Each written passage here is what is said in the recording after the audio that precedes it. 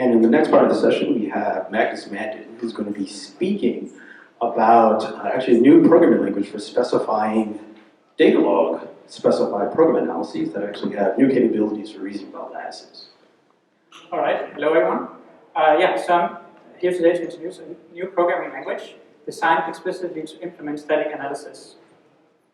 But first, let's talk about the motivation. So implementing a static analysis is a difficult task. And there are numerous reasons for this. But one of them is that when you're implementing an analysis, you're in fact not just implementing a single thing, but often you're implementing multiple analyses that have to interact and work together.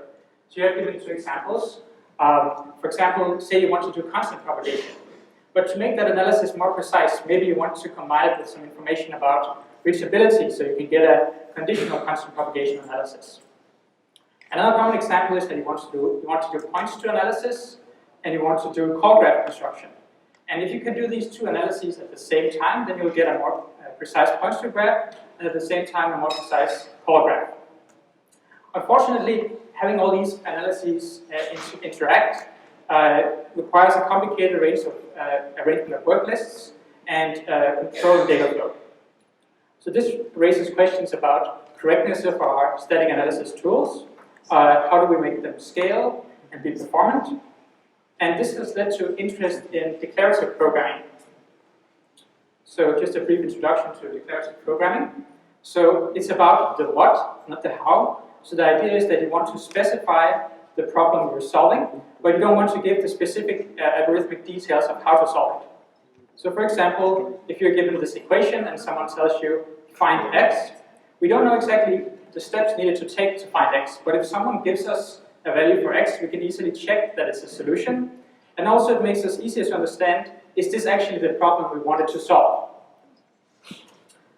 Expanding a bit more, I think two key characteristics of declarative programming are the choice of evaluation strategy and data structures. So specifically, if you're programming in a declarative programming language, these choices are either deferred or something that you leave to the implementation of the compiler. So for example, in the context of static analysis, if you're implementing it yourself in, say, Java, then you have to manage these work lists, you have to decide an order that you're going to evaluate your analysis in. And this becomes intertwined with kind of the abstract semantics of your analysis. Another thing is that you have to choose data structures. So if you're doing a points to analysis, you probably need to represent sets. So how are you going to do that? So maybe you'll use bit sets, maybe hash sets, or maybe BDDs. But if you make this choice and implement your entire analysis, then if you figure out later that, oh, I should have used BDDs, then you can't just easily go back and change it because it affects your entire implementation. But with declarative programming, we can leave these choices up to the language implementation, and then we can give it hints if we want to switch back and forth between some of these things. So Datalog is an example of a declarative programming language that's been successfully used for especially points to analysis. It's a syntactic subset of Prolog, where you write your analysis as a set of rules, specifically horn clauses. And Datalog has at least two interesting theoretical and practical properties. So one is that any Datalog program you can write will eventually terminate, and when it does, it will have a unique solution. So I think this is very beneficial for static analysis, especially in a debugging scenario, because you know that if you just let it run for some time, it should terminate. And when you get the solution, you always get the same solution. Now, had you implemented your analysis in Java, for example, it's possible that you made some, let's say, non-monotone operation, and your analysis could just be running forever, and you don't know. It's also possible that every time you run your analysis because of some bug in your work lists, you get different results. So it's very hard to figure out what is actually going on. So debugging can be easier. Okay, so let's just look at a brief example of a Datalog program. So here I'm computing aunts or uncles, and so I'm saying if x is a parent of y, and the brother of y is z, then we infer that the aunt or uncle of x is z.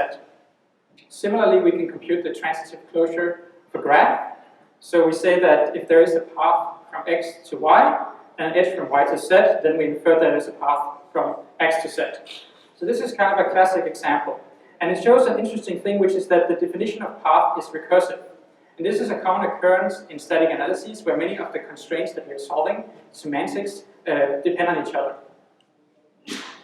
So this is all well and good. And so in Datalog, we can actually express many analyses. So I mentioned points to analyses, but we can also think about other things. So we can do, for example, a definite assignment analysis or reaching definitions analysis. So all is good, right? But unfortunately, there are some analyses that we cannot express in Datalog. And the reason is that these analyses are not constraints on relations, which is what Datalog has, but are constraints on lattices. So for example, if you want to do a sign analysis, a constant propagation analysis, interval analysis, then you're just out of luck. You can't do Datalog. Okay, so let's just look at why you can't do, for example, constant propagation. So what Datalog gives you is constraints on the power set lattice of some fixed finite set. But what you really wanted for your constant propagation analysis was to have a lattice that looks like the one on the right, where you have an infinite set of elements, and then you just have top and bottom. And so the two things that are missing here is the ability to express a different kind of lattice, so something that's not the power set lattice, but you also need to express functions. Because say you wanted to implement plus on this constant propagation lattice. Well, it is a relation, but it is an infinite relation, so you don't want to represent that as a Datalog. That will not work. So that's why we made Flix. So what is Flix? So it's a new programming language. It's inspired by Datalog, but we add a functional language part, which you can use to specify lattices, and two things which we call monotone filter functions and monotone transfer functions. A smaller but important detail is also that I find that many existing Datalog implementations have been kind of poor in that frequently you have to dump out your facts into some text files and read them back in, and the ecosystem has been kind of difficult to work with. So in this language, which we're implementing on the JVM, it should be easier to interact with existing tools, for example, search. Okay, so let's look at an example of, so this is the structure of the Datalog rule, and so we'll go through that quickly and then see how we generalize that to get Flix. So in Datalog, we have a rule that looks like this, and this is the body, and if you can make the body true, then you infer the head. And rule consists of predicates, here H and B, and each predicate takes some arguments, which are terms, which are either variables or constants. So don't worry, we'll get to some examples how this looks in practice. So this is the structure of any Datalog program, you just have a bunch of these rules. So for Flix, we generalize this slightly. So we make three changes. So the first change is that we allow you to associate a lattice with a predicate symbol. I indicated that here with an L in orange. The second change is we allow you to put a filter function, a monotone filter function, here in green. And this is a reference to a piece of code that you will write in your functional language. And finally, we allow you to implement, have a reference to a transfer function, which is also again implemented in functional code, which may only occur in the head of a rule. Okay, so let's compare the semantics of Datalog and Flix to see where there are some differences. So if you have this simple Datalog program, and you have two facts, a foo and a bar, then you get the solution, or what we technically call the minimal model, has A is foo and A is bar. But let's say you have the Flix program, and you're defining it on, again with A and B, but you're defining them on the constant propagation lattice. Then you have three facts here. A is constant 1, A is constant 2, B is constant 3. So what happens here is that the two A facts get merged according to the lattice. So we end up with a minimal model that has A must be top, and B is constant 3. So going a little bit more into detail, let's look at two more programs that are a bit more complicated. So here again I have a program on the left, which has two facts, A is constant 1 and B is constant 2. And then I have two rules. So the rule is saying that if you can make AX true for some X, then RX must also be true. And similarly, if you can make BX true, then RX must also be true. So what this means is in Flix is that specifically Rx must be greater than constant 1 and constant 2. So in this case, we infer the fact in the end that R must be top. On the other hand, had you written the program like this, where the two predicates A and B occur in the same rule, the body, then what you're looking for is the element that is smaller or equal to constant 1 and smaller than or equal to constant 2. So you can think about it in comparison to Datalog, where we compute the intersection, but here's instead the greatest lower bound. And so the greatest lower bound of the constant 1 and constant 2 is bottom. So here we would infer that R must be at least bottom. But we don't include bottom as part of our models. So the minimal model for this program is just the initial facts, A constant 1 and B constant 2. So I'll now go through a small example of how to implement a constant propagation analysis in Flix. And so the programming language we're analyzing is very simple. We assume it just has two kinds of statements shown here on the right, addition and division. So you can say R is the result of adding X and Y, and R is the result of X divided by Y. And so we take that program and then we transform it into two relations.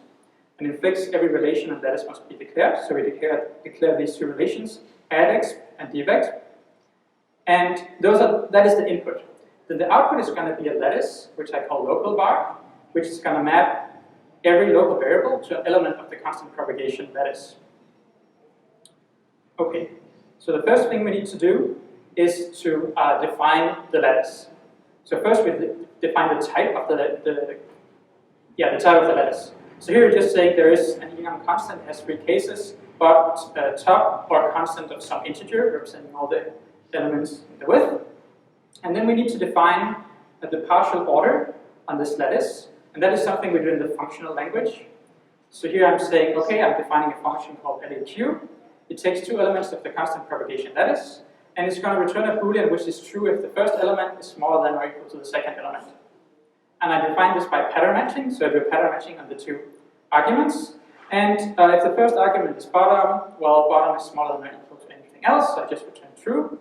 If I see two constants, I have to check if the constants themselves are the same. If I see top as the last argument, well, I know top is greater than everything else, so I return true, and otherwise I return false. So in a similar way, you would define the least upper bound and greatest lower bound, and this defines your lattice. Now you're ready to use it to define the rules of your analysis. So now we return to the logical language. So for this small analysis, we need two rules. We have our add expressions and division expressions. So here I'm saying that if we look in the body, and we see there is an add expression, and the result is stored in the variable r, and the two arguments are the variable v1 and v2. Then I want to get the lattice elements corresponding to the local variable v1 and v2. And then I'll infer, so the head of the rule says that now r must be at least, and then the sum of x and y. And similar for division. So what are sum and div here? Well, they are also functions expressed in the functional language. And they have to be because the domain here is infinite, so we couldn't represent it as a relation. It has to be a piece of code. So here's the definition of sum. It takes, again, two elements of the lattice, and we do pattern matching. If one of the arguments is bottom, the result is bottom. Otherwise, we do the straightforward thing, and we just add the two constants. And in the last case, the result is top because one of the arguments is top. Okay, so this actually completes our analysis. So we had to define two input relations, the output lattice thing, and we defined the functions add and sum and div, and we also gave the two rules encoding the data flow. So the final thing we can consider is what if I want to find bugs? So this is why I included the division expression. So here's the way to look for a possible division by zero errors. So here I'm saying, well, so I'm defining a relation called arithmetic error, and the idea is this will contain the variables that are possibly involved in a division by zero error. And so we're saying if there is a division expression, n divided by d, the value of d is y, so y is an element of the lattice, and the function is maybe zero, returns true, well then we infer an arithmetic error. And again here the function is maybe true is something you define in the functional language, and it looks like this. So it's simply saying that if the constant is zero, then there's definitely a division by zero error, and if it's top we don't know, so we have to say maybe. Okay, so this completes the example. So we have implemented Flix, and then we have used it to express three existing analyses. So we have expressed the strong update analysis of low-tag and Chang, and then we have expressed the IFTS and IDE algorithms. Okay, So let's look at the strong update analysis. So this is a pointer analysis for C, and it's both flow sensitive and flow insensitive. The key observation is that you only want to propagate singleton points to sets because those are the sets where you can do strong updates, hence the name. So as a small diagram here illustrates, the idea is that if you have two singleton point2 sets that are being merged in a control flow graph node, and they're the same, well then you keep propagating them flow sensitively. But if you have two different pointers, well then you go to top and you maintain that information now flow insensitively. So in that paper, which was written before Flix existed, there was this figure which describes kind of the rules of the analysis. And I don't want you to read and try to understand this, but the point is that there are 6 rules here. And so in Flix, we also get 6 rules. So we can write this program, and we more or less just have to map kind of the difference in syntax and the way it was presented, but we end up with something that's very similar to the figure in the paper. Okay, so let's talk about IFDS and IDE. So these are 2 analysis frameworks, and the idea is to do, they're based on graph reachability or a variant of graph reachability. They're fully context-sensitive analyses. And IDE is a generalization of IFDS, where in addition to computing this variant of graph reachability, you also compute the composition of some transfer functions on the reachable paths. These algorithms are well known, I think, but they are also quite hard to understand when you try to read the original papers. So specifically here I took the pseudocode from the 2 papers, and as you can see, right, there's a lot of code. And this is not all the details. So, you can't run this code, and there are left out many smaller details so you have to figure out to actually implement it. Still, these algorithms are actually really elegant, so I'll just try to explain briefly how they work. And then we'll see how we can encode them in Flix. So let's focus on IFDS. So IFDS works by computing a variant of reachability in what's called the exploded supergraph. And what is that? So it's when you take the control flow graph of each procedure in the program, then you stitch them together based on the call graph, and that gives you the supergraph. And then for every analysis element, you clone the supergraph. So you have multiple copies of the supergraph. On this graph, you're doing a closure computation to compute 2 things, something called path edges and summary edges. And this will be the result of your analysis. So instead of looking at the pseudocode, we can actually look at 4 small graphs that shows us what's going on. So here, the first rule, or the first graph is saying that if we're in a situation where there is a supergraph edge from n to m, and there is a path edge that terminates in n, then we will infer this path edge. Okay, it's easy enough.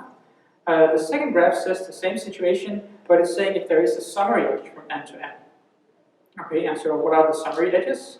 Well, when you have a call here, so here's some call entering the procedure S. Inside S, we already have the path edge going to the exit of the procedure and then returning.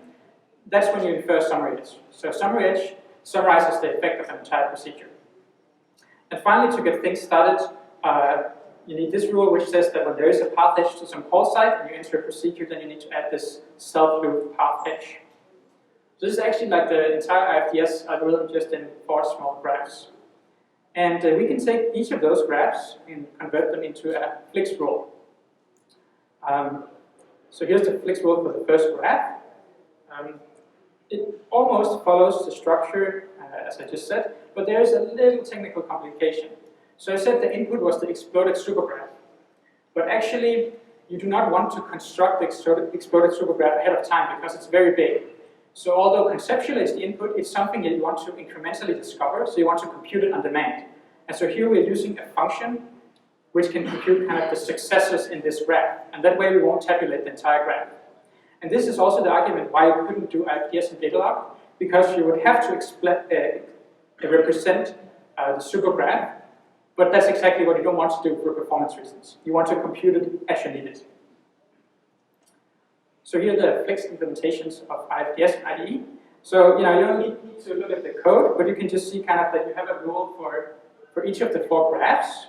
Then there is one more rule just to get things started, and the last rule just pulls out the result.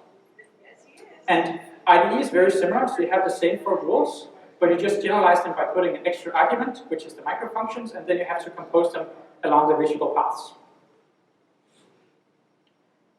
And okay, so yeah, so we have implemented Flix. The source code is available on GitHub. You can go and download it today. You can run it. We're happy to accept bug reports, all that kind of stuff. There's a website which explains in like 5 minutes some of the things I've said here. One nice thing we've implemented already is there's a debugger or profiler. So when you write your analysis and you run it, you can load this web page and you can see how the work list is progressing and so on. You can look at the individual relations analysis to see what facts are being inferred. You can look at the performance of the individual rules. So when you're trying to improve performance, you can see where the analysis is spending its time. And I mean, this is much better than when I was debugging, for example, Java-style analysis or Scala-style, where you see the analysis is spending all its time doing set operations. But how do you know, this set operation, what is that related to, your analysis? So I'm nearing the end of my talk. So what's actually in the paper? So in the paper, what we do is that we define the model theoretic semantics. So this is the semantics of Datalog. And then we show how to extend the semantics to Flix. So we show carefully the additions you need to make to get Flix. And also, the semantics for both Datalog and Flix doesn't explain how to compute the solution. That's the whole point. That is to leave that up so you can have multiple different ways to compute the solution. So now one algorithm you can use to compute the solution for Datalog is called semi-naive evaluation. And we show how you can adopt that for Flix programs. Finally, there are details on the analyses we implemented and experimental results. So in summary, I presented a new programming language. It's targeted for implementation of static analyses. It's heavily inspired and based on Datalog, but it extends it by adding a functional language in which you can describe lattices, and you can describe monotone filter and transfer functions. I showed you an example of how you need to use those. You can go download it, and there is documentation online. Thank you.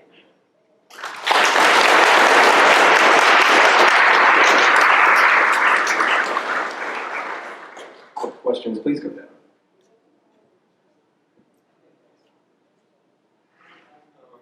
Hi, Magnus. Very nice work. So I was wondering, one thing that looks like that you could still optimize it is some of the reusability of the individual function definitions. For example, when you showed the pattern matching for the different arithmetic operations, they look all very similar, right? So have you thought about introducing some higher order constructs there, or would that make the... You mean for the constant propagation example? Yeah. That was just an example, right? So the thing is, right now we're not concerned with, we want you to implement whatever analysis you want, right? So you can implement any arbitrary lattice. And so the question I feel you're asking is like, how can we make the join efficient, for example? And I think that's still left to you. Okay. So yeah, this looks pretty cool, and I'd love to download it and play with it. So one of the things you mentioned early on, right, is that using Datalog style implementations is great because it simplifies debugging. I don't have to worry about if I screw up monotonicity somewhere. But you allow me to write my own transfer functions. What happens if that transfer function I mess up, but it's not right? So all the rules you can write, the compiler can check are safe, so they're monotone. The functions you write can be defective, so you can say, well, this is the least upper bound, but it's not. That's right. In that case, our analysis will cycle.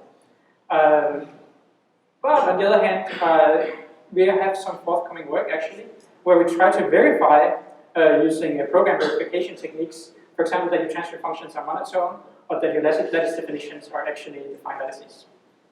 Cool. So hopefully in the future it will be possible, at least for certain analyses, to have it all verified and make sure it terminates and has any solution. So in terms of expressivity, this is the same expressivity as normal Datalog, right? Because the lattices are finite. Yes. So can you just compile down to and then use existing Datalog solvers? Oh wait, so it's a difficult question, right? So I said like, oh, you can't do constant propagation in Datalog. So that's not strictly true. So Datalog is very expressive, and you can implement like p time in Datalog. So for example, constant propagation and most analyses, static analyses, are p time. Right. So you could encode them in Datalog. But the thing is, just because you can encode it will not give you an efficient evaluation. And also, it will not be nice to look at the rules. If your question is Flix more expressive, strictly more expressive than Datalog, I think you can define like a lattice that has like infinite height, or if not infinite height, like very high height, and then you can use that to kind of simulate something that's more expressive than Datalog. So when implementing program analysis using Datalog, memory consumption become often problem, and BDD, for example, using BDD to compress the memory consumption. So can you use similar technique in the Flix language, or is it implemented already? It's implemented already. So we're not working on BDD, but I think the point was that it's possible to, for example, for Datalog, right? It's possible for you to write a Datalog program, and then you can use a solver which uses BDDs, or you can use a solver which doesn't. So you have the best of both worlds, right? Because as long as people are willing to experiment and implement different solvers, you can write it on different engines. So for Flix, I don't think we'll do BDDs, but we do have various ideas how to represent things, and that you can chew manually if needed. So is the detail available in the paper? So what? Is the detail of the optimization available in the paper? So the paper is not about the optimization. The paper is very much about like the formal semantics and the experiments. I have a quick question about because you can specify arbitrary lattices pretty much, right? So, but in a lot of domains, like especially like numerical domains, and the game is inefficiency, right? It's like exponential versus cubic versus right linear, constant time transformers, and so on.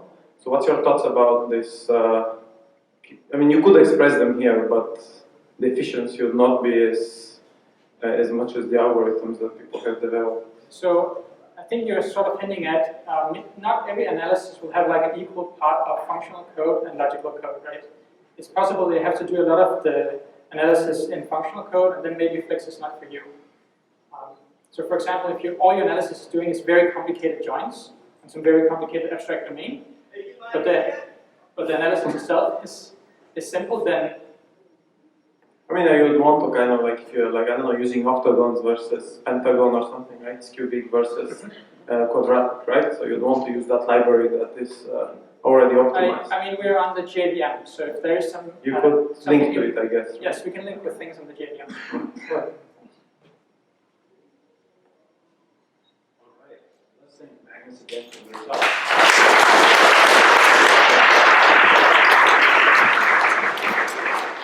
And then on our final talk